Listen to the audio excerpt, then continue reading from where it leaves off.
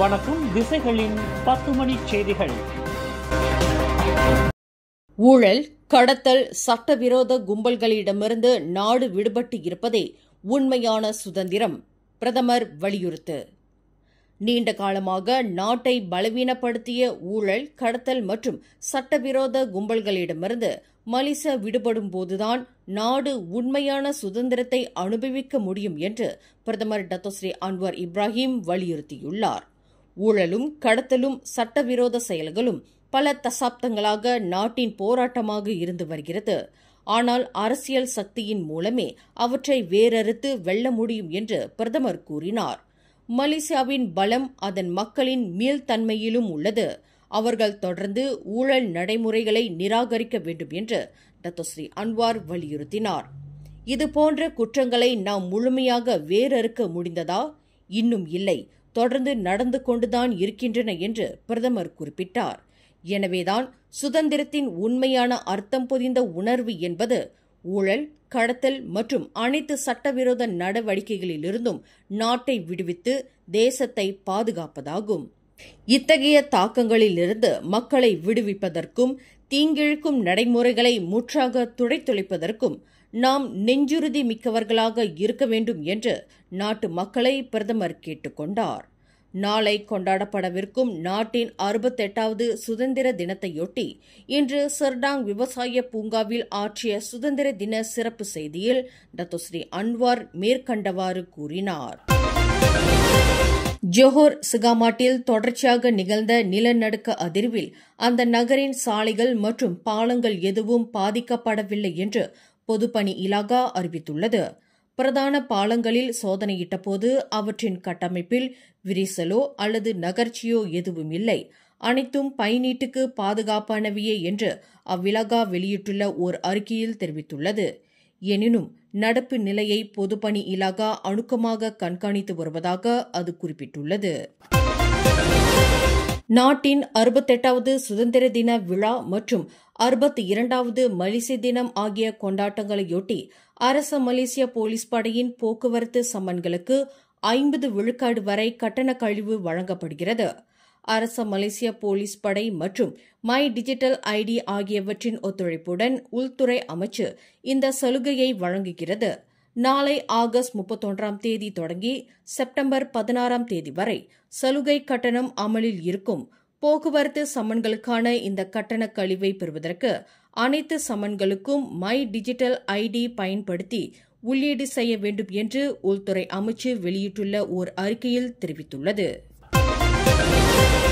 சமூக நல்லிணக்கத்தையும் நாட்டின் நிலைத்தன்மையையும் பேணுவதற்கு அரசியலமைப்பு சட்டத்தால் உத்தரவாதம் அளிக்கப்பட்ட பேச்சு சுதந்திரத்தை விவேகத்துடன் பயன்படுத்துமாறு மேன்மை தங்கிய ஸ்லாங்கூர் சுல்தான் ஷரஃபுடின் இட்ரிஷா மக்களை கேட்டுக் கொண்டுள்ளார். நாட்டின் 68வது சுதந்திர தினத்தை வழங்கிய சிறப்பு செய்தியில் ஸ்லாங்கூர் சுல்தான் மேற்கண்ட அறைகூவலை விடுத்தார். தியாக சீலர்களால் போராடி பெறப்பட்ட சுதந்திரத்தின் உண்மையான பொருள் பதிந்த அர்த்தத்தை மக்கள் என்றென்றும் நினைவு கூற வேண்டும் என்று அவர் கேட்டுக் கொண்டார். சுதந்திரம் என்பது வெறும் அடையாளத்திற்கான கொண்டாட்டம் அல்ல, மாறாக ஒவ்வொரு குடிமகனும் பொறுப்புணர்ந்து ஒற்றுமையுணர்வுடன் வலுவான அடையாளத்துடன் அதனை பேணி காக்க வேண்டிய ஒரு பெரிய அறங்காப்பு பணியாகும் என்று சுல்தான் வலியுறுத்தினார். நாட்டின் 68வது சுதந்திர தின விழாவை கொண்டாடும் புத்ராஜயாவில் நாளை காலை வானிலை தெளிவாக இருக்கும் என்று மலேசிய வானிலை ஆய்வுத்துறையான மெட் மலேசியா ஆருடம் கூறியுள்ளது. காலை, மாலை மற்றும் இரவில் மழையின்றி வானிலை நன்றாக இருக்கும் என்று அத்துறை தனது முகநூல் பக்கத்தில் தெரிவித்தது. புத்ராஜயா இவ்வாண்டு மீண்டும் தேசிய தின கொண்டாட்டங்களை ஏற்று நடத்துகிறது. இந்நிகழ்வுக்கு 5 லட்சத்திற்கும் அதிகமானோர் வருகை தருவார்கள் என்று எதிர்பார்க்கப்படுகிறது. இதற்கிடையில் police, Kedah, Penang, Perak, Selangor, Negeri Sembilan, Melaka, Johor, Sabah மற்றும் லாபுவான் கூட்டரசு பிரதேசம் ஆகிய 9 மாநிலங்களிலும் காலையில் மழை பெய்யும் என்று அத்துறை கணித்துள்ளது. ஜோஹர் ஸ்கூடாய் மலேசிய தொழில்நுட்ப பல்கலைக்கழகத்தின் பலாபேஸ் பயிற்சி மாணவர் ஷம்சுல் அரிஷ் சம்சுடின் உடலில் இன்று 2வது சவ பரிசோதனை நடத்தப்பட்டதில் அவரின் உடலில் காயங்கள் கண்டுபிடிக்கப்பட்டுள்ளதாக வழக்கறிஞர் டத்தோ நாரன் சிங் ஆராசிங் தெரிவித்தார். கோலாலம்பூர் பெரிய மருத்துவமனையில் நாட்டின் முன்னணி சவ பரிசோதனை தடயவியல் நிபுணர் டாக்டர் பூபிந்தர் சிங் முன்னிலையில் நடத்தப்பட்ட சவ பரிசோதனையில் மாணவர் உடலில் கண்டுபிடிக்கப்பட்ட காயங்கள் பல்வேறு சந்தேகங்களை ஏற்படுத்துவதாக உள்ளது என்று அந்த மாணவனின் பெற்றோர் சார்பில் ஆஜராகியுள்ள வழக்கறிஞர் நாராயண் சிங் குறிப்பிட்டார். எனினும் அந்த மாணவரின் உடலில் எந்த பகுதியில் காயம் ஏற்பட்டுள்ளன என்பதை விவரிக்க அவர் மறுத்துவிட்டார். காலை 9 மணிக்கு தொடங்கிய சவ பரிசோதனை மாலை 4 மணிக்கு முடிவுற்றதாக அவர் தெரிவித்தார். 22 வயதுடைய அந்த பயிற்சி மாணவன் துன்புறுத்தலுக்கு ஆளாகி மரணமுற்றதாக அவரின் குடும்பத்தினர் சந்தேகித்ததைத் தொடர்ந்து அந்த மாணவனின் உடலை கல்லறையிலிருந்து தோண்டுவதற்கு ஷாலாம் உயர்நீதிமன்றம் அனுமதி அளித்துள்ளது. பேரா கரிக்கிற்கும் கிளாந்தான் ஜெல்லிக்கும் இடையிலான கிழக்கு மேற்கு விரைவு நெடுஞ்சாலையில் MPV வாகனமும் ஒரு லாரியும் மோதிக்கொண்ட விபத்தில் 40 வயது மதிக்கத்தக்க மாது ஒருவரும் 9 மாத கைக்குழந்தையும் உயிரிழந்தனர். மேலும் 5 காயமடைந்தனர். இச்சம்பவம் இன்று சனிக்கிழமை பிற்பகல் 3:20 மணியளவில் நிகழ்ந்தது. இந்த விபத்தில் 7 பேர் சம்பந்தப்பட்டுள்ளனர். அவர்களில் 2 சம்பவ இடத்திலேயே உயிரிழந்தனர் என்று ஜெல்லி தீயணைப்பு மற்றும் மீட்பு நிலைய தலைவர் அஸ்ஹார் ஹெல்மி முஸ்தபா தெரிவித்தார். இந்த விபத்து குறித்து பிற்பகல் 3:23 மணியளவில் தாங்கள் அவசர அழைப்பை பெற்றதாக அவர் குறிப்பிட்டார். சம்பவ இடத்திற்கு விரைந்த வீரர்கள் துரித வேகத்தில் மீட்பு நடவடிக்கையை மேற்கொண்டு மீட்புப் பணிகள் யாவும் மாலை 4:17 மணியளவில் நிறைவடைந்தன என்று அவர் குறிப்பிட்டார். அனைத்துலக பேட்மிண்டன் சம்மேளனத்தின் உலக சாம்பியன்ஷிப் இறுதிப் போட்டிக்கு முன்னேறிய முதல் மலேசிய மகளிர் இரட்டையர் ஜோடி சாதனை படைத்துள்ளனர்.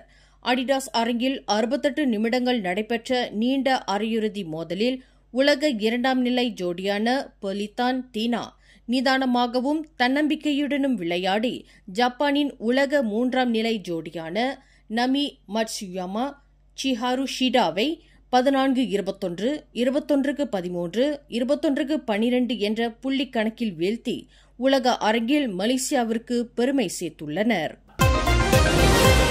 தந்தை பெரியாரின் 147 ஆண்டு அகவை நன்னாள் விழாவில் பகுத்தறிவு, சுயமரியாதை, பொது உடைமை சிந்தனைகளில் ஒரு நூற்றாண்டை நோக்கி பயணித்து வரும் பெரியார் பாசறையின் நிறுவனர் கொள்கை கனல் மாண்புமிகு கே. வாசு அவர்களுக்கும், அதேபோன்று அரை நூற்றாண்டை நோக்கி பயணித்து வரும் மலேசிய தமிழர் தன்மான சிந்தனை பேரவை துணைத் தலைவரான மாண்புமிகு தா. பரமசிவம் அவர்களுக்கும் தன்மான பெருஞ்சுடர் விருது வழங்கி சிறப்பு செய்யப்படும் என்று இயக்க தலைமை செயலாளர் சிமு விந்தைக்குமரன் தெரிவித்துக் கொள்கிறார். இந்திய சமூகத்தின் மூத்த தலைவரும் மக்கள் நல்வாழ்வுத்துறையின் முன்னாள் துணை அமைச்சருமான தான்ஸ்ரீ க. குமரன் விழாவை முறையாக தொடக்கி வைத்து இவ்விருதுகளை அதிகாரப்பூர்வமாக வழங்குவார். மேலும் மலேசிய தமிழர் தன்மான சிந்தனை பேரவையின் தேசிய தலைவரும் பிரபல ஊடகவியலாளருமான எழுத்தாண்மை ஏந்தல் முனைவர் பெரு ஆ. தமிழ்மணி அவர்கள் பேருரையாற்றுவார்.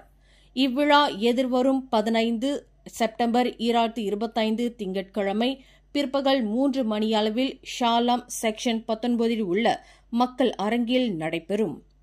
பெரியார் 147 அகவை விழாவில் திராவிட பெரியார் இயக்க தலைவர்களின் உரையோடு பெரியார் படத்தை திறந்து வைத்து பெரு ஆ. தமிழ்மணி பேருரையாற்றுவார். பிரபல பாடகர் MS பிரீட்டோ வழங்கும் கொள்கை பாடல்களுடன் தொடங்கும் இவ்விழாவில் பொதுமக்களுடன் இயக்கத் தோழர்களும் நிறைந்தளவில் கலந்து கொள்ள வேண்டும் என்று விந்தைக்குமரன் கேட்டுக் கொள்கிறார். கந்திங் ஐலண்ட்ஸில் உள்ள ஒரு தீம் பார்க்கில் ஒரு 11 வயதுடைய நபரை கும்பல் ஒன்று தாக்கிய சம்பவம் குறித்து போலீசார் விசாரணையை தொடங்கியுள்ளனர். இந்த சம்பவம் தொடர்பாக இன்று அதிகாலை 12:06 மணியளவிலும் 12:37 மணியளவிலும் சம்பந்தப்பட்ட தரப்பினரிடமிருந்து 2 புகார்கள் பெறப்பட்டிருப்பதை பந்தோங் மாவட்ட போலீஸ் தலைவர் ஜைஹாம் கஹார் உறுதிப்படுத்தினார். இந்த புகார்கள் முறையே 42 வயதுடைய ஒரு நபரும் 15 வயதுடைய ஒரு பையனும் செய்தவையாகும் என்று அவர் ஒரு அறிக்கையில் தெரிவித்தார். முதற்கட்ட விசாரணையில் எந்த குற்ற செயலும் இல்லை என்றும் இந்த சம்பவம் தவறான புரிதலில் ஏற்பட்டிருக்கலாம் என்றும் ஜைஹாம் கூறினார். இரு தரப்பினரிடமிருந்து வாக்குமூலம் பதிவு செய்யப்பட்டுள்ளதாக அவர் குறிப்பிட்டார். ஃபேஸ்புக்கில் பதிவேற்றப்பட்ட வீடியோவில் ஒரு 11 வயதுடைய நபரை தீம் பார்க்கின் தரையில் ஒரு கும்பல் இழுத்துச் செல்வதையும் அந்த 11 வயதுடைய நபரை காப்பாற்றுவதற்கு ஒரு போலீஸ் அதிகாரி உள்ளே நுழைவதையும் காட்டுகிறது. இந்தியாவின் அகமதாபாத் வீர் சவார்கார் விளையாட்டு அரங்கில் இன்று நடைபெற்ற காமன்வெல்த் சாம்பியன்ஷிப் போட்டியில் மலேசியாவைச் சேர்ந்த 19 வயதான சித்தி அகிலா ஃபர்ஹானா டரமான் 86 கிலோ எடை பிரிவில் பங்கேற்று தங்கப் பதக்கம் வென்றார். ஸ்னேஷ் பிரிவில் 107 கிலோவும் லீன் அண்ட் ஜாக் பிரிவில் 120 கிலோவையும் தூக்கியதை அடுத்து சித்தி சாம்பியனாக அறிவிக்கப்பட்டார்.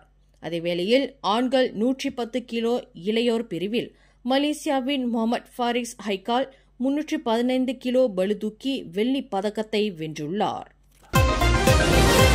சுங்கை புலோ டேசா கால்ஃபீல்ட் பகுதியில் கைதிகளுக்கான மறுவாழ்வு திட்டத்தின் கீழ் பரோல் கண்காணிப்பில் இருந்த 39 வயதான எம் தேவன் என்ற கைதி அங்கிருந்து தப்பிச் சென்றுள்ளார். இதுகுறித்து சுங்கை புலோ மாவட்ட போலீஸ் தலைவர் சூப்பரிண்டென்டன்ட் முகமது ஹபீஸ் முகமது நூர் கூறுகையில், பரோல் அதிகாரிகளும் போலீசாரும் நடத்திய தேடுதல் வேட்டையில் அக்கைதியை கண்டுபிடிக்க முடியவில்லை. மருத்துவமனைகளிலும் காவல் நிலையங்களிலும் அவர் குறித்த தகவல் எதுவும் இல்லை என்றார். தேவனின் குடும்பத்தினரும் அவர் வீடு திரும்பவில்லை என உறுதிப்படுத்தியுள்ளனர். பொதுமக்கள் யாரேனும் தகவல் அறிந்தால் அருகில் உள்ள போலீஸ் நிலையத்துடன் தொடர்பு கொள்ளுமாறு முகமது ஹபீஸ் கேட்டுக் கொண்டுள்ளார். மேலும் செய்திகளை தெரிந்து கொள்ள கீழே இருக்கும் பெல் பட்டனை அழுத்துங்கள். உங்கள் மகிழ்ச்சியை வெளிப்படுத்த லைக் மற்றும் ஷேர் செய்யுங்கள். தொடர்ந்து திசைகளோடு இணைந்திருக்க சப்ஸ்கிரைப் செய்யுங்கள்.